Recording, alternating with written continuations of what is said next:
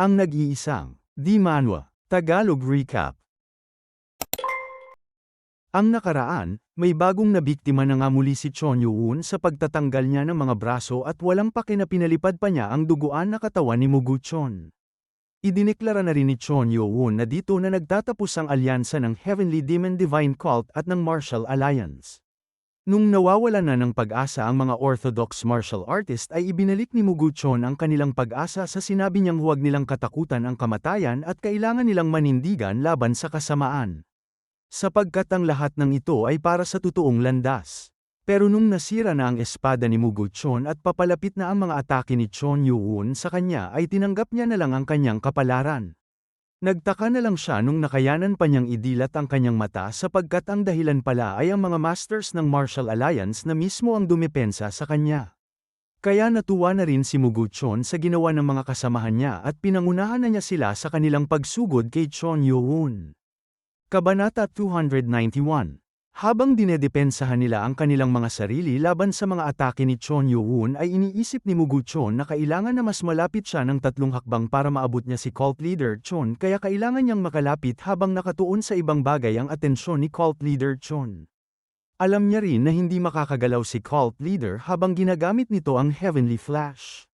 Kaya kung makakalapit si Mugu-chon ay mapipilitan si Chon Yoo-won na ihinto ang paggamit niya ng kanyang abilidad. Kapag nagawa niya yun ay makakayanan na nilang paslangin si cult leader Chon na may panibagong moral.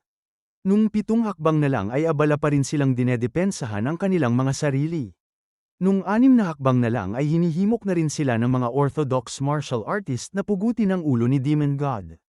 Nung 5 hakbang na lang ay tumatakbo sila sa gilid para iwasan ang mga atake, nung 4 na hakbang na lang ay patuloy pa rin sila sa pag-iwas, at sa wakas ay 3 hakbang na lang ang distansya ni Mugu-chon kay cult leader Chon. Kaya sumugod na si Mugu-chon pero pinapahinto siya ng kasamahan niya sapagkat masyadong mapanganib na sumugod ng mag-isa lang. Nagtaka na lang si sect leader Hong nung may nakipag-usap sa kanya sa pamamagitan ng telepathy. Yun pala ay si Master Mu na nakikiusap kay sect leader Hong na sabihin niya sa mga kasamahan nila ang mga huling salita niya. Lumundag na nga muli si Master Mu, nagliliyab pa ang kanyang mga mata at nababalot ng kanyang aura ang mga daliri niya na sumusugod kay Chon Yoo-won. Pero ngumiti lang si Chon Yoo-won na sinabing sila lang din naman ang nagsimula ng lahat ng ito tapos taimtim pa nilang ginaganap na sila ang biktima ng trahedya. Nataranta na si Mugu-chon nung biglang hawak-hawak na ni Chon Yoo-won ang natitira niyang braso. Mabilis itong pinilipit ni Chon Yoo-won sa likod ni Mugu-chon at ngayon ay unti-unti nang nababalot ng yelo ang buong katawan ni Mugu-chon kaya napapasigaw na lang siya ng malakas dahil sa sobrang sakit. Habang nagtataka na rin ang isa pang master ng Martial Alliance kung bakit hindi pa rin tumitigil ang paggamit ni cult leader ng Heavenly Flash ay hindi niya namalayan na nasa likuran na niya pala si Chon Yoo-won.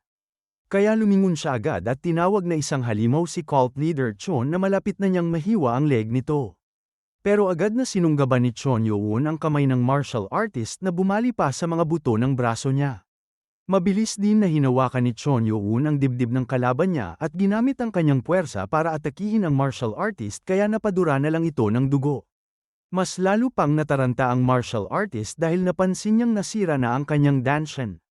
Pero hindi siya pinapayagan ni Chon Yoo-won na mamatay agad kaya binalot na niya rin ng yelo ang katawan ng martial artist. Nung napansin ito ng 2 masters ng Martial Alliance ay hindi na sila nag-atubiling lumayo kay Chon Yoo-won. Pero naglabas lang ng aura ang kamay ni Chon Yoo-won na tinanong kung saan naman sila pupunta. Bigla na ngang may mga atake ang humarang sa 2 masters kaya napamura na lang ang isa at hindi rin nila napansin na papalapit na pala si Chon Yoo-won sa kanila. Sabay na hinawakan ni Chon Yoo-won ang kanilang mga likod kaya unti-unti na rin na nababalot ng yelo ang kanilang mga katawan. Nakakagawa na si Chon Yoo-won ng ngiti na babagay talaga sa titulo niyang Demon God at tinanong sila kung hanggang dito lang ba ang kanilang melodrama. Habang patuloy pa rin na pinapaslang ng abilidad niyang Heavenly Flash ang iba pang mga martial artist. Nanginginig na lang si Mugu-chon na iniisip na hindi dapat ito ang tamang nangyayari ngayon. Sapagkat silang mga masters ng Martial Alliance ang dapat na mamamatay. Pero sa halip ay nakatadhana ba talaga silang panuorin ang mga kasamahan nila na mamatay na lang ng ganito? Kaya sinisigawan na niya si demonic cult leader na siya na lang ang paslangin niya.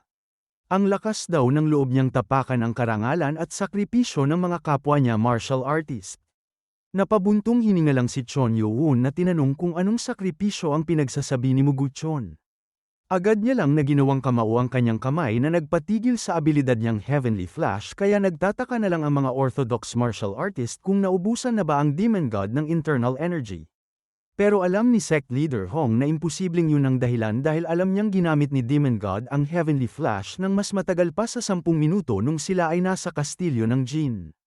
Patuloy pa si Muguchon sa kanyang paninigaw na sinabing hindi niya man alam kung ano ang pinaplano ni cult leader pero nung may sasabihin sana siya tungkol sa pagpapawalang bisa ng kanilang alyansa ay sinabihan lang siya ni Chon Yo-won na masyado siyang madaldal.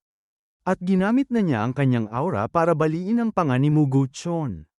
Napadura na lang din ng dugo ang isang master ng Martial Alliance na tinawag si Master Mu.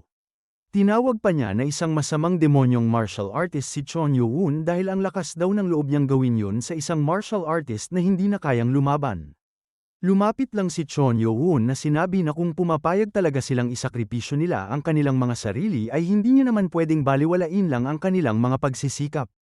Nanginginig lang naman ang boses ng isang master na tinanong si cult leader kung ano ang ibig sabihin niya sa sinabi niya. Bilang tugon ay ngumisi si Chon Yo-won na sinabing bibigyan niya raw sila ng pagkakataon. Nagtaka naman ang mga nabubuhay pang martial artist sa kanilang narinig. Tinatawag na nga ni Chon Yo-won ang mga martial artist ng Orthodox Murim Alliance. Ipinagbigay alam niya sa kanila na hindi siya naniniwalang lahat sila ay iisa lang ang iniisip. Mas lalo pang ang nagtaka ang mga Orthodox martial artist sa inamin ni Chon Yo-won. Si Muguchon naman na hindi na makapagsalita ay nagtataka na rin kung ano ang sinusubukan na gawin ni cult leader Chon. Ibinunyag na nga ni Chon Yo-won na sinubukan ng mga leader nilang paslangin siya at ng mga miyembro ng kanyang cult kahit sa kabila ng mga pagkakataon na ibinigay niya sa kanila. Hindi naman siya nagsusuot ng maskara ng isang santo na tulad nilang mga klase ng tao. Ang mga miyembro ng kanyang cult at siya mismo ay pinaslang nila ang bawat isa sa mga nagtangkang pumaslang sa kanila. Pero dahil sa nagboboluntaryo na mismo ang kanilang mga lider na isakripisyo ang kanilang mga sarili ay magbibigay siya ng eksepsyon para sa kanila kaya bibigyan niya sila ng tsansa sa pagkakataon na ito. Mas gugustuhin niyang huwag mag-iwan ng kahit na anong problema sa hinaharap pero hindi niya rin naman gustong gumawa ng mga hindi kinakailangan na pagdanak ng dugo. Ayaw niya rin na pumaslang ng mga libu-libong tao. Napaisip na lang ang mga orthodox martial artists sa sinabi ni cult leader na hindi niya kahilingan na pumaslang. Nagdadalawang isip na sila kung gusto ba talaga ni demonic cult leader na makipag-ayos ngayon. Pero mas hinigpitan pa ni sect leader Hong ang pagkakahawak niya sa kanyang sandata na iniisip na hindi niya pwedeng hayaan si cult leader Chon na ibahin ang kanilang mga opinyon ng ganito. Kaya sinigawan na niya si cult leader Chon na sinabing kung sa tingin niya ay ganito niya lang kadali na aalugin ang kanilang mga moral ay lubos siyang nagkakamali. Sinagot lang naman siya ni Chon Yo-won na hindi na niya raw kailangan na gawin yun dahil ang pagkakataon na ibinibigay niya sa kanila ay napakasimple lang. Ang lahat sila ay kailangan lang nilang magkasundo at gumawa ng isang pagpipilian. Sa isipan ng isang master ng Martial Alliance ay tinatawag na niyang duwag si demonic cult leader dahil tinatanggihan pa nito ang paratang sa kanya. Hindi ba't sinusubukan niyang ipagpalit ang buhay ng mga leader ng Martial Alliance sa buhay ng mga natitira pang mga martial artist? Nakakasigurado naman na ang leader na ito na ang ganitong pananakot ay manghihimok lang sa kanila na magkaisa.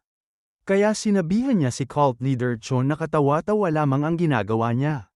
Sa tingin ba niya ay isasakripisyo talaga nila ang isa't isa para lang sa kanyang maruming pandaraya? Sinabihan lang siya ni Chon Yo-won na mali ang pagkakaintindi niya dahil simple lamang ang pagpipilian nila. Ang kanyang kondisyon ay kung ipagpapalit ang pamilya ng mga lider na naririto para sa buhay ng mga ordinaryong martial artist ay papayagan niya silang mabuhay lahat. Dito na nga nataranta ang mga lider ng Martial Alliance. Alam ni Muguchon na sinusukat ni cult leader Chon ang halaga ng buhay ng kanilang mga pamilya at ang buhay ng mga ordinaryong martial artist. Natataranta naman ang tinanong ng isa sa mga lider na sinasabi ba ni cult leader Chon na isakripisyo nila ang kanilang mga pamilya. Reklamo niyang walang katuturan daw ang pinapagawa ni cult leader Chon. Pero biglang napahinto ang leader na ito dahil sa mabigat na puwersa na naramdaman niya sa likuran niya. Sapagkat pinagmamasdan na pala sila ng mga nababahalang ordinaryong martial artist na hinihintay ang desisyon ng kanilang mga leader. Samantalang natutuwa ng tinanong ni Chon Yo-won na hindi ba dapat ganito talaga kabigat ang sakripisyo na pinapahalagahan nila. Iniisip naman ng matandang monghe na kung ginamit ni cult leader Chon ang buhay ng mga lider ay pwede pa sana silang magkaisa at makipaglaban ng magkakasama. Pero kung makikipaglaban sila sa sitwasyon na ito ay nangangahulugan na pumapayag silang isakripisyo ang iba para lamang sa kapakanan ng kanilang mga pamilya. Napapasabi na rin ng Amitabha ang isang leader dahil nakakakilabot ang talino ni cult leader Chon. Alam niya naman na bilang monghe na katulad ng mapagpakumbabang monghe na si Master Gakyon at Lord Hong ay wala silang mga pamilya. Pero kung may sasabihin na mali ang iba ay pwedeng mahantong ang lahat sa kapahamakan. Sa isipan naman ni sect leader Hong ay alam niyang ang alyansa nila ay binubuo ng mga taong kusang loob na naririto. Hindi sila mga sundalo na bulag-bulagan na sinusunod ang utos ng iba. Kaya alam niya rin na hindi niya sila pwedeng utusan na mamatay para sa kanila. Kahit naman na tahimik lang ang mga ordinaryong martial artist ay nagagalit na silang nagtataka kung bakit hindi pa rin makapagsalita ang mga masters. Sinasabi ba ng mga masters na mas mahalaga pa ang buhay ng kanilang pamilya kumpara sa buhay ng mga ordinaryong martial artist? Ang akala pa nila ay nakahanda ang mga masters na isakripisyo ang buhay nilang lahat sa ngalan ng hustisya. Ang lahat lang ba ng yun ay purong kalokohan lamang? Sa huli ay pagkukunwari lang ba ang lahat ng ito? Iniisip naman ni Chon Yo-hoon na itong mga naninindigan ng katwiran ay pinanghahawakan lang nila ang kanilang paniniwala kapag umaayon ang panahon sa kanila. Pero nakakasuka dahil ganun lang nila kadali na binibitawan ang kanilang katapatan. Kaya napapabuntong hininga na lang si Chon Yo-hoon dahil mistulang ang mga bulok sa mga lumang organisasyon ay wala ring pagkakaiba sa 6 major sect ng demonic cult. Sinabihan lang sila ni Chon Yo-hoon na mistulang hindi pa nila kayang makapag-isip ng sagot. At ang pagbibigay pa sa kanila ng karagdagang oras ay wala lang ding halaga. Kaya nagpalabas na nga muli ng napakaraming patalim na yelo si Chon Yo-hoon na ngayon ay lumulutang na sa ere. Biglang naglabas na ng enerhiya ang kanyang kamay na sinabi sa mga ordinaryong martial artist na mukhang pinipili ng mga lider nila ang kanilang mga pamilya.